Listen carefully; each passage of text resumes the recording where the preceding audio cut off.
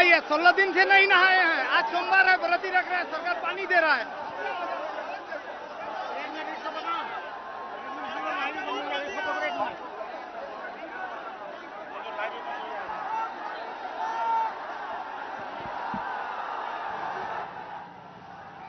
तर पुन्हा एकदा आंदोलकांवरती पाण्याचा मारा सुरू करण्यात आलेला आहे। हेमंत सोरेन सरकारच्या विरोधात हा निषेध नोंदवताना विद्यार्थी दिसतायत।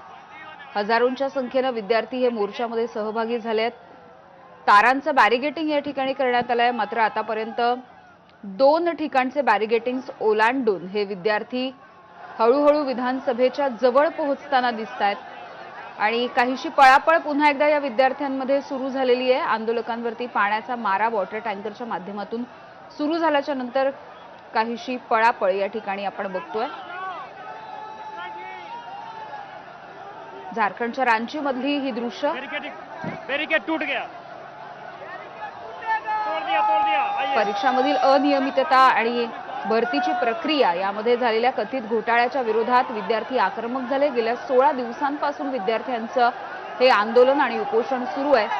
आजचा दिवस त्यांनी इशारा दिलेला होता वारंवार सरकारला, मात्र आतापर्यंतच्या चर्चेच्या फेऱ्या या देखील निष्फळ ठरल्या आणि विद्यार्थ्यांचा हा आक्रमक असा मोर्चा आंदोलनाच्या त्या स्टेडियमच्या ठिकाणावरून विधानसभेच्या दिशेने निघालेला आपण पाहतोय।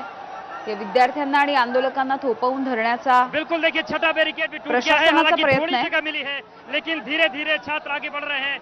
अब वाटर कैनन चलाया जा रहा है, उससे रोकने की कोशिश की जा रही है। लेकिन देखिए रवाना जी, ये बात तो सही है, वाटर कैनन का जो फोर्स होता है वो सामान्य व्यक्ति सह नहीं पाता, लोग गिर पड़ते हैं। लेकिन यहाँ पर वाटर कैनन का कोई फर्क नहीं है।